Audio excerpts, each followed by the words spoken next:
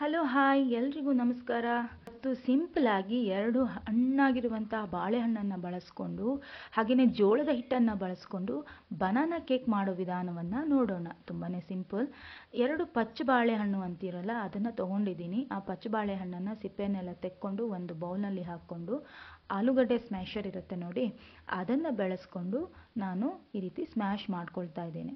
ಈ ರೆಸಿಪಿನೂ ತುಂಬ ಹೆಲ್ದಿಯಾಗಿರುತ್ತೆ, ಯಾಕೆಂದರೆ ಇಲ್ಲಿ ಸಕ್ಕರೆನೂ ಬಳಸ್ತಾ ಇಲ್ಲ, ಹಾಗೆಯೇ ಯಾವುದೇ ರೀತಿ ಎಗ್ಗನ್ನು ಸಹ ಬಳಸ್ತಾ ಇಲ್ಲ, ಜೊತೆಗೆ ಮೈದಾ ಹಿಟ್ಟನ್ನು ಸಹ ಬಳಸ್ತಾ ಇಲ್ಲ. ನಾನು ಬರೀ ಇಲ್ಲಿ 2 ಚಮಚ ಆಗುವಷ್ಟು ಬೆಲ್ಲವನ್ನು ಆ್ಯಡ್ ಮಾಡ್ಕೊಳ್ತಾ ಇದ್ದೇನೆ. ಯಾಕಂತ ಹೇಳಿದರೆ ಸ್ವೀಟು ನೋಡ್ಕೊಂಡು ಹಾಕೋಬೋದು, ಬನಾನಾ ತುಂಬ ಸ್ವೀಟಾಗಿರುತ್ತೆ. ಹಾಗೆಯೇ 2 ಚಮಚ ಆಯಿಲ್ ಯಾವುದಾದ್ರೂ ನೀವು ಯೂಸ್ ಮಾಡ್ತೀರಾ ಅದನ್ನ ಯೂಸ್ ಮಾಡ್ಕೋಬೋದು. ನಾನಿಲ್ಲಿ ಗ್ರೌಂಡ್ನಟ್ ಆಯಿಲನ್ನು ಬಳಸ್ತಾ ಇದ್ದೇನೆ. ಹಾಗೆಯೇ 1 ಲೋಟ ಆಗುವಷ್ಟು ಮಜ್ಜಿಗೆಯನ್ನು ಆ್ಯಡ್ ಮಾಡ್ಕೊಳ್ತಾ ಇದ್ದೀನಿ. ನೀವು ಬೇಕಾದರೆ ಮೊಸರನ್ನು ಸಹ ಆ್ಯಡ್ ಮಾಡ್ಕೋಬಹುದು. ಅದನ್ನು ಚೆನ್ನಾಗಿ ಮಿಕ್ಸ್ ಮಾಡ್ಕೊಳ್ತಾ ಇದ್ದೇನೆ. ಇದು ಮಿಕ್ಸ್ ಆದಮೇಲೆ ನಾನಿಲ್ಲಿ 1.5 ಕಪ್ ಆಗುವಷ್ಟು ಜೋಳದ ಹಿಟ್ಟನ್ನು ಆ್ಯಡ್ ಮಾಡ್ಕೊಳ್ತಾ ಇದ್ದೇನೆ. ಓಕೆನಾ?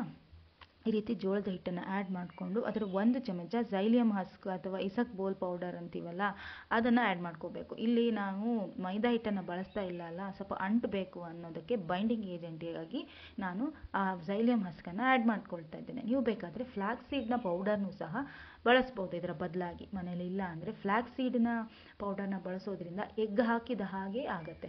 ಎಗ್ ಬದಲು ಅದನ್ನು ಫ್ಲ್ಯಾಕ್ಸ್ ಎಗ್ಗು ಅಂತಲೂ ಕರಿತೀವಿ. ನಾನು ಸ್ವಲ್ಪ ಮಜ್ಜಿಗೆನ ಆ್ಯಡ್ ಮಾಡಿಕೊಂಡೆ ಕನ್ಸಿಸ್ಟೆನ್ಸಿನ ಸೆಟ್ ಮಾಡ್ಕೊಳ್ಳಿಕ್ಕೆ. ಹಾಗೆಯೇ ಜೊತೆಗೆ ಈಗ ನಾನು 3ರಿಂದ 4 ಡ್ರಾಪ್ ಆಗುವಷ್ಟು ವೆನಿಲಾ ಎಕ್ಸ್ಟ್ರಾಕ್ಟನ್ನು ಹಾಕ್ತಿದ್ದೀನಿ. ನೀವು ಬೇಕಾದರೆ ನೀವು ಈ ಏಲಕ್ಕಿ ಪುಡಿಯನ್ನು ಸಹ ಆ್ಯಡ್ ಮಾಡ್ಕೋಬೋದು. ಹಾಗೆ 1 ಚಮಚ ಬೇಕಿಂಗ್ ಪೌಡರು, ಅರ್ಧ ಚಮಚ ಬೇಕಿಂಗ್ ಸೋಡಾ ಆ್ಯಡ್ ಮಾಡಿ ಚೆನ್ನಾಗಿ ಮಿಕ್ಸ್ ಮಾಡ್ಕೋಬೇಕು. ನೋಡಿ, ಇದನ್ನು ರಿಬ್ಬನ್ ಕನ್ಸಿಸ್ಟೆನ್ಸಿ ಅಂತೀವಿ. ಯಾಕಂದರೆ ಹಿಟ್ಟು ತುಂಬ ನೀರಾಗಿರಬಾರ್ದು, ಹಾಗೆಯೇ ತುಂಬ ಇದು ಇರಬಾರ್ದು. ಮತ್ತು ಈ ರೀತಿ ರಿಬ್ಬನ್ ಥರ ಬೀಳೋ ಹಾಗೆ ಕನ್ಸಿಸ್ಟೆನ್ಸಿ ಇರಬೇಕು. ನೋಡ್ಕೊಳ್ಳಿ, ಈ ಥರ ಇದ್ದರೆ ಮಾತ್ರ ಆ ಕೇಕು ಚೆನ್ನಾಗಿ ಸಾಫ್ಟಾಗಿ ಬರುತ್ತೆ. ನೋಡಿ, ಈ ಥರ ಹಾಕ್ಕೊಂಡು ಒಂದ್ಸಲ ಟ್ಯಾಪ್ ಮಾಡಿಕೊಂಡು ಮೇಲ್ಗೆ ಟಾಪಿಂಗಿಗೆ ನಾನು ಬ್ಲ್ಯಾಕ್ ಕಲರ್ನ ಡ್ರೈ ದ್ರಾಕ್ಷಿಯನ್ನು ಹಾಕ್ಕೊಳ್ತೀವಿ. ಒಣ ದ್ರಾಕ್ಷಿಯನ್ನು ಹಾಕ್ಕೊಳ್ತಾ ಇದ್ದೀನಿ. ನೀವು ಬೇಕಾದರೆ ಬೇರೆ ಯಾವುದನ್ನು ಡ್ರೈ ಫ್ರೂಟ್ಸನ್ನು ಸಹ ಆ್ಯಡ್ ಮಾಡ್ಕೋಬೋದು. ಬಾದಾಮಿ ಆಗಿರಲಿ, ವಾಲ್ನಟ್ ಆಗಿರಲಿ, ಯಾವುದನ್ನು ಆ್ಯಡ್ ಮಾಡ್ಕೋಬೋದು. ನಾನು ಇರೋದನ್ನು ಫ್ರೂಟ್ಸನ್ನು ಆ್ಯಡ್ ಮಾಡ್ಕೊಂಡಿದ್ದೀನಿ. ಈಗ ಬೇಕ್ ಮಾಡ್ತಾ ಇದ್ದೀನಿ. ಮೊದಲೇ ಪ್ರೀ ಹೀಟ್ ಮಾಡ್ಕೊಂಡಿರುವಂಥ ಓವನ್ಗೆ 180 ಡಿಗ್ರಿ ಸೆಲ್ಸಿಯಸಲ್ಲಿ ಒಂದು 25 ನಿಮಿಷ ಬೇಯಬೇಕು. 25ರಿಂದ 30 ನಿಮಿಷಕ್ಕೆ ಇದು ಚೆನ್ನಾಗಿ ಬೆಂದಿರುತ್ತೆ. ನೋಡೋಣ ಎಷ್ಟು ಚೆನ್ನಾಗಿ ಬೆಂದಿದೆ ನೋಡಿ ಅಲ್ಲ. ಆಮೇಲೆ ಇದನ್ನು ತಣ್ಣಗಾಗಲಿಕ್ಕೆ ಬಿಡ್ತಾ ಇದ್ದೀನಿ. ನಾನು ಅದನ್ನು ಡಿಮೋಲ್ಡ್ ಮಾಡ್ತೇನೆ. ಟ್ರೇಯಿಂದ ತೆಕ್ಕೊಂಡು ಡಿಮೋಲ್ಡ್ ಮಾಡ್ತೀನಿ. ತುಂಬ ಚೆನ್ನಾಗಿ ಬೆಂದಿರುತ್ತೆ. ಡಿಮೋಲ್ಡ್ ಮಾಡಿ ಕಟ್ ಮಾಡ್ಕೊಬೋದು. ನೀವು ಬೇಕಾದ ಆಕಾರಕ್ಕೆ ಇದನ್ನು ಕಟ್ ಮಾಡ್ಕೊಬಹುದು. ನೋಡಿ, ಜೋಳದ ಹಿಟ್ಟಲ್ಲೂ ಸಹ ಎಷ್ಟು ಚೆನ್ನಾಗಿ ಕೇಕನ್ನು ಮಾಡ್ಬೋದು. ನೋಡಿ, ಅದನ್ನು ಹಿಂದ್ಗಡೆ ಎಷ್ಟು ಚೆನ್ನಾಗಿತ್ತು ಪೋರಸ್ ಆಗಿ ಬಂದಿರುವಂಥದ್ದು ಅಲ್ವಾ. ನಮಗೆ ಗೋಧಿ ಹಿಟ್ಟೇ ಬೇಕು, ಮೈದಾ ಹಿಟ್ಟೇ ಬೇಕು ಅನ್ನುವಂಥದ್ದಿಲ್ಲ. ಈ ಬೇಕ್ರಿಗಳಲ್ಲಿ ಸಿಗುವಂತಹ ಆ ಥರ ಅನ್ಹೆಲ್ದಿ ಆದಂತಹ ಕೇಕನ್ನು ತಿನ್ನೋ ಬದಲು ನಾವು ಈ ರೀತಿಯಾಗಿ ಮನೆಯಲ್ಲೇ ಟ್ರೈ ಮಾಡ್ಕೋಬೋದಲ್ವಾ.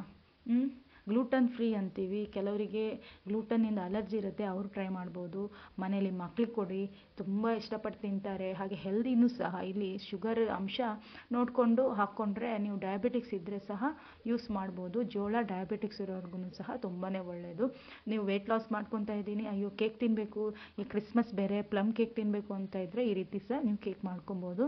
ನಮ್ಮ ಮನೆಯಲ್ಲಿ ನಾವು ವಾರಕ್ಕೊಮ್ಮೆ ಆದರೂ ಸಹ ಈ ರೀತಿ ಕೇಕ್ಗಳನ್ನು ಮಾಡ್ತಾನೆ ಇರ್ತೀವಿ. ಕುಕ್ಕೀಸ್ನ ಸಹ ಮಾಡ್ತಾನೆ ಇರ್ತೀವಿ. ನಾವು ಹೊರಗಡೆಯಿಂದ ತರೋದು ತುಂಬಾ ಕಡಿಮೆ. ನಮ್ಮ ಮಕ್ಕಳಿಗೆ ನಾನು ಮಾಡೋ ಕೇಕು ತುಂಬಾ ಇಷ್ಟ. ನೀವು ಸಹ ನಿಮ್ಮ ಮಕ್ಕಳಿಗೆ ಆರೋಗ್ಯಕರವಾದ ತಿಂಡಿಗಳನ್ನು ಮನೆಯಲ್ಲಿ ಟ್ರೈ ಮಾಡಿ. ತುಂಬ ಸಿಂಪಲ್ಲಾಗಿ ಕೆಲವು ಇಂಗ್ರೀಡಿಯೆಂಟ್ಗಳಲ್ಲಿ ನಾವು ಮಾಡ್ಕೋಬಹುದು. ನಾವು ಈ ರೀತಿ ಹೆಲ್ದಿ ಲೈಫ್ ಸ್ಟೈಲ್ನ ಫಾಲೋ ಮಾಡಿದರೆ ಮಕ್ಕಳು ಸಹ ಅದನ್ನೇ ಫಾಲೋ ಮಾಡ್ತಾರೆ. ಜೋಳ ತುಂಬ ಒಳ್ಳೆಯದು. ವಿಡಿಯೋ ಇಷ್ಟ ಆಗಿದ್ದರೆ ದಯವಿಟ್ಟು ಲೈಕ್ ಮಾಡಿ, ಶೇರ್ ಮಾಡಿ, ಹಾಗೆಯೇ ಚಾನಲನ್ನು ಫಾಲೋ ಮಾಡಿ, ಸಬ್ಸ್ಕ್ರೈಬ್ ಕೂಡ ಮಾಡ್ಕೊಳ್ಳಿ. ಮುಂದಿನ ಹೆಲ್ದಿಯಾದ ರೆಸಿಪಿಯೊಂದಿಗೆ ಸಿಗೋಣ. ಅಲ್ಲಿ ತನಕ ಬಾಯ್.